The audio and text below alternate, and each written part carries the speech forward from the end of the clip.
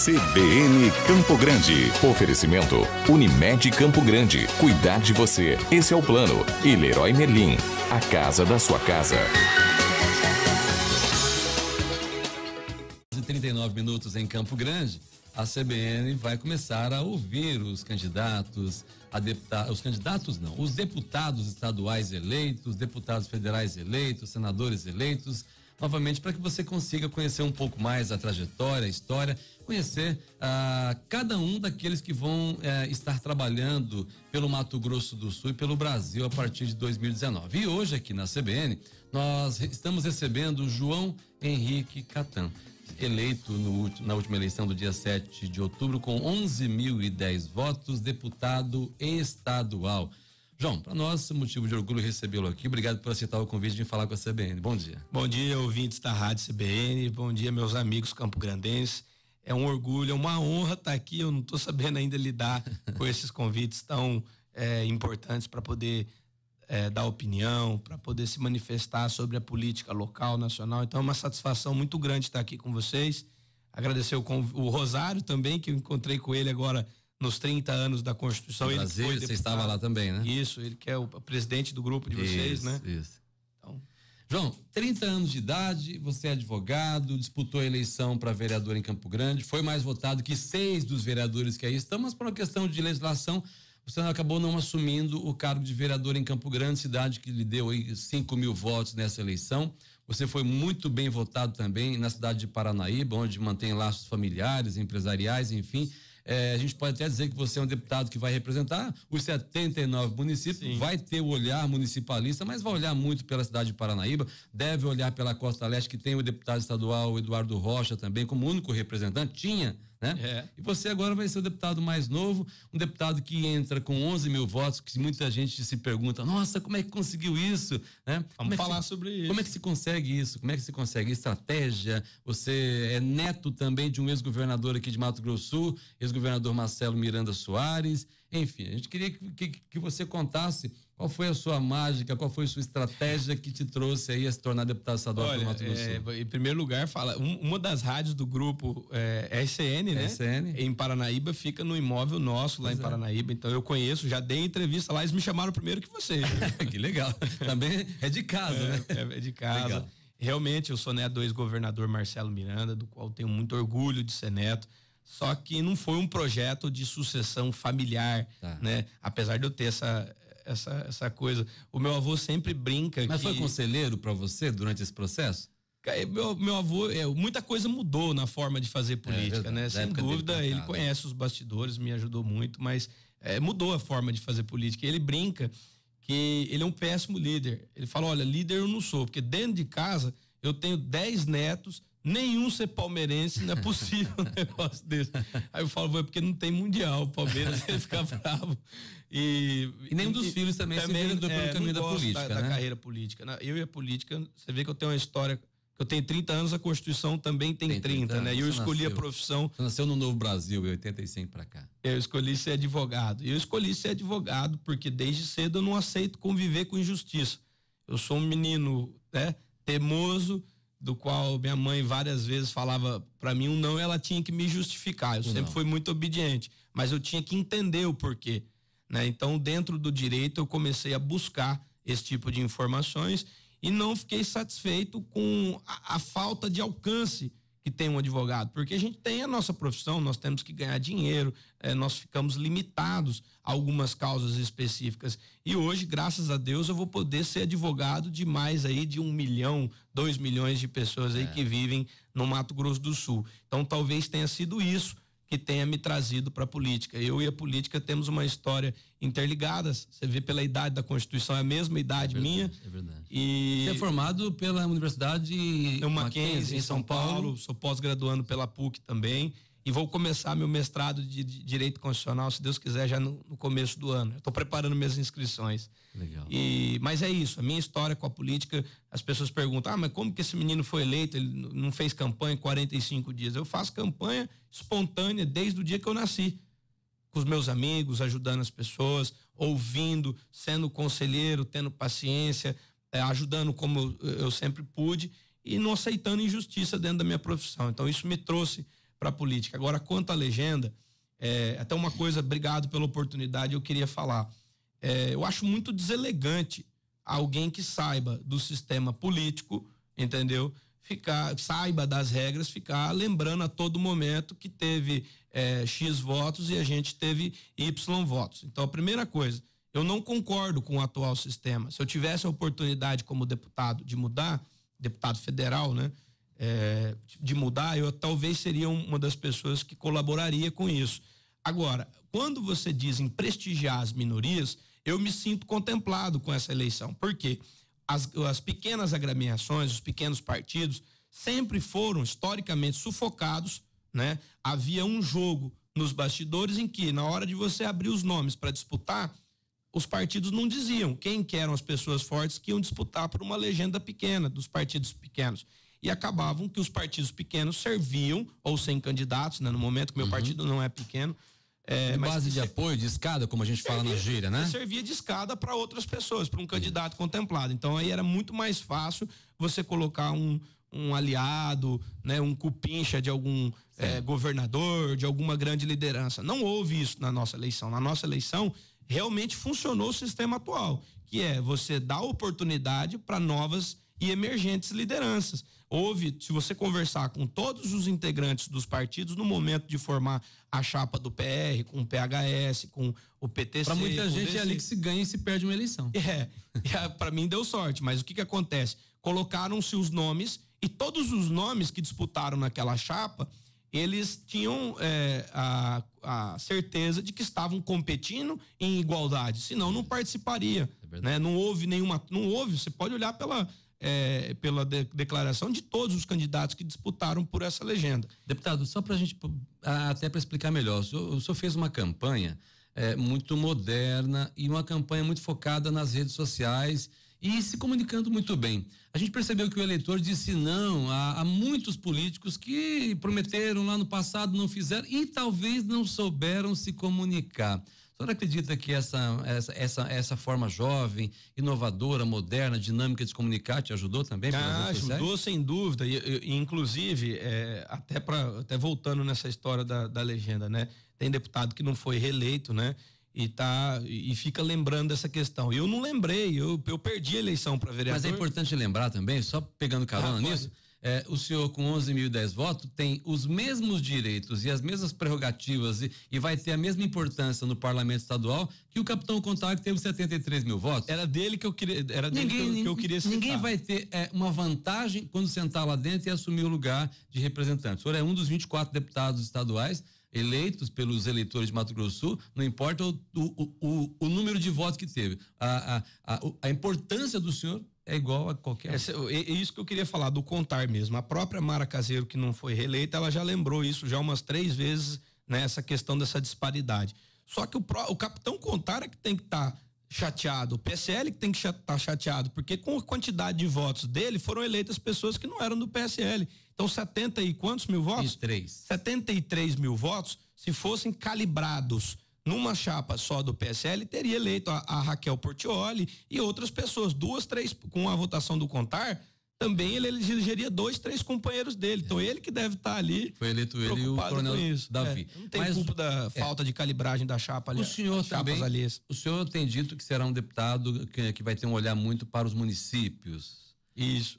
Como é que o senhor pretende atender? A gente sabe que um deputado, ele tem uma verba anual que pode estar ajudando entidades, ajudando municípios.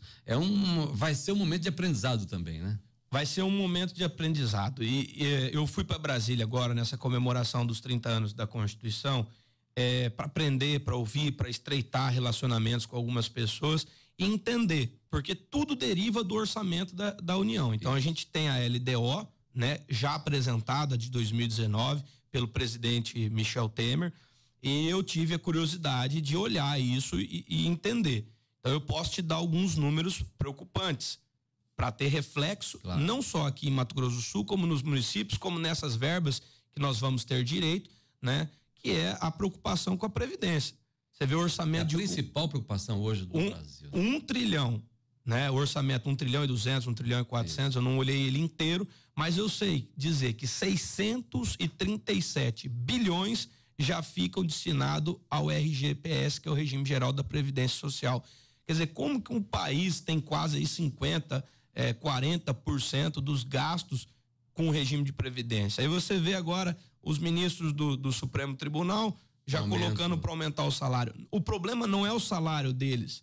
O problema é o efeito cascata que deriva disso tudo. Tem vários. Que vai chegar na Assembleia Legislativa de Mato Grosso do Sul, inclusive. Sem dúvida. Agora, aí que está o problema. E a nível federal, existem outras garantias, outros direitos vinculados a isso. Aumenta um, aumenta tudo. Eu acho que o salário do ministro, pela responsabilidade dele, tudo bem. São só 11.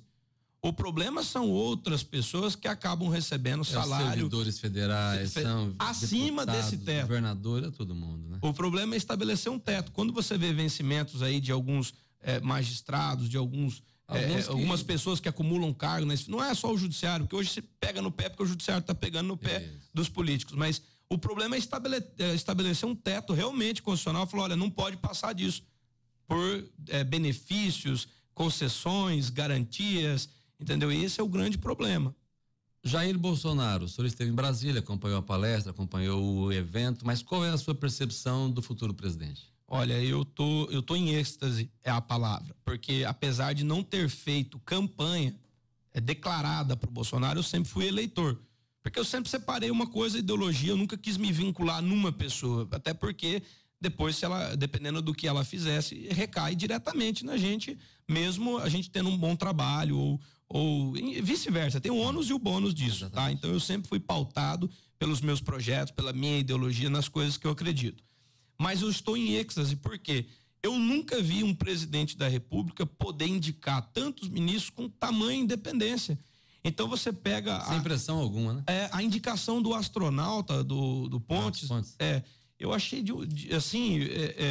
poxa, o cara pilotava a caça F-18, ele teve que aprender a falar russo em 5 meses para poder fazer o checklist do caça que ele foi pilotar. Ele teve um problema pessoal com o filho nesse período e aprendeu a fazer o checklist em russo.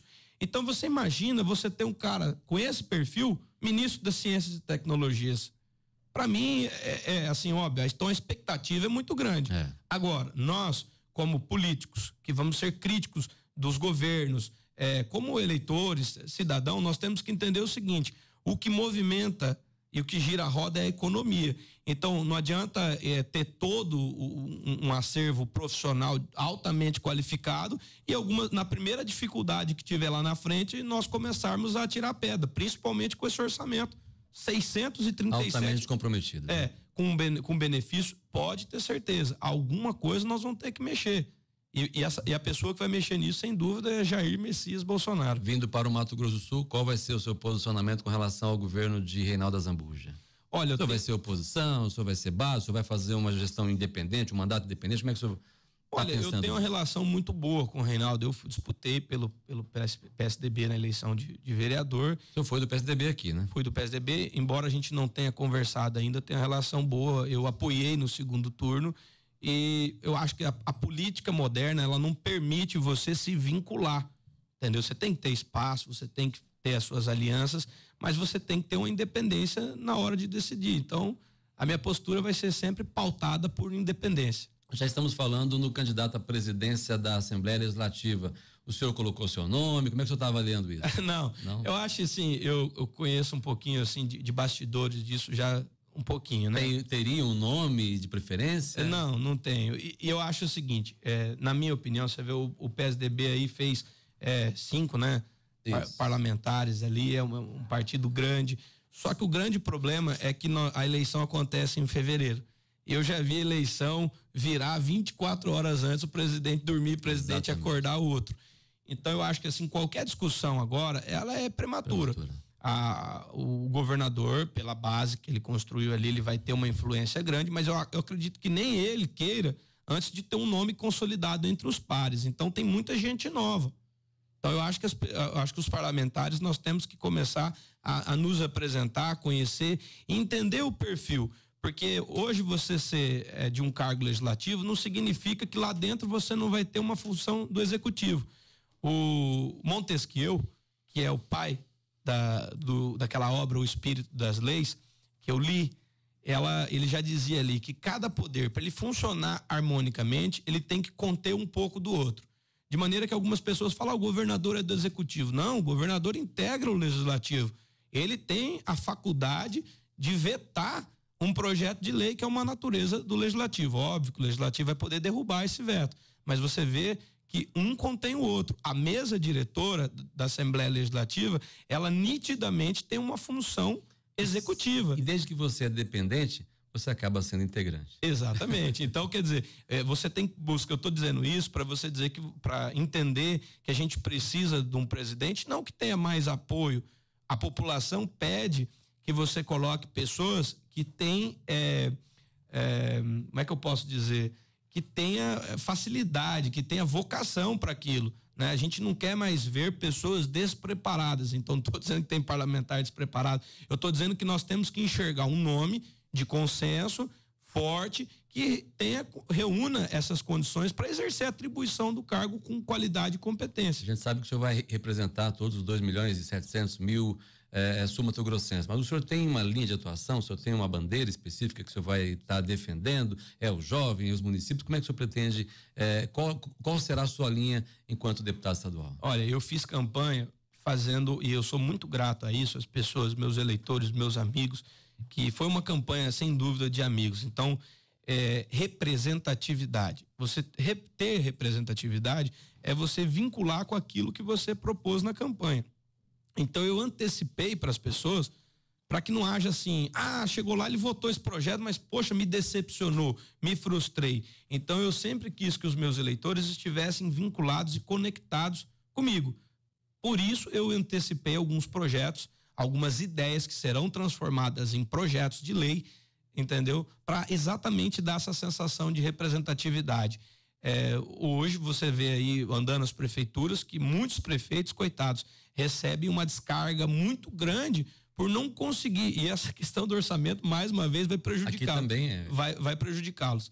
Então, por não conseguir implementar, então, essa campanha foi feita dizendo, olha, precisamos de governos municipalistas, mas não adianta isso ficar só no discurso. Hoje, uma das principais receitas para você executar obras, ela deriva do Fundersul, que é um fundo que os pecuaristas, o agronegócio recolhe para que tenham suas estradas implementadas e alavancadas. Então eu quero saber quantas estradas estão sendo implementadas com a utilização do Fundersul, o desvio que há disso, as prefeituras estão recebendo em que proporção? Com o tamanho da cidade? Então é uma injustiça. Essa porque uma das suas preocupações. É uma das preocupações. Terá de voltar mais vezes aqui, porque eu imagino que são muitas as preocupações de um deputado. Obrigado por ter vindo. Sua mensagem para os nossos ouvintes. Eu queria agradecer, queria dizer a todos os ouvintes que vocês terão um gabinete preparado com pessoas que serão escolhidas a dedo e que deverão tratar todas as pessoas que entram no meu gabinete da mesma forma como eu trato na vida pessoal os meus amigos. Então terão que ser bem recebidos, que a extensão do meu gabinete, sem dúvida, a nossa extensão são todas as plataformas existentes nas redes sociais. Nós vamos estar bem presentes lá, ouvindo, tentando entender como que vocês avaliam o nosso posicionamento, o nosso mandato de uma forma global, para que a gente tenha algum tipo de mudança efetiva na maneira de conduzir a política, porque eu entendi o recado das ruas, vocês me levaram para as urnas e é a vocês que eu sou muito agradecido e vou tentar estar ali participando e correspondendo. Obrigado pela gentileza. Imagina. Conversei aqui com o deputado estadual eleito no dia 7 de outubro, João Henrique Catan. São 9h58 agora em Campo Grande.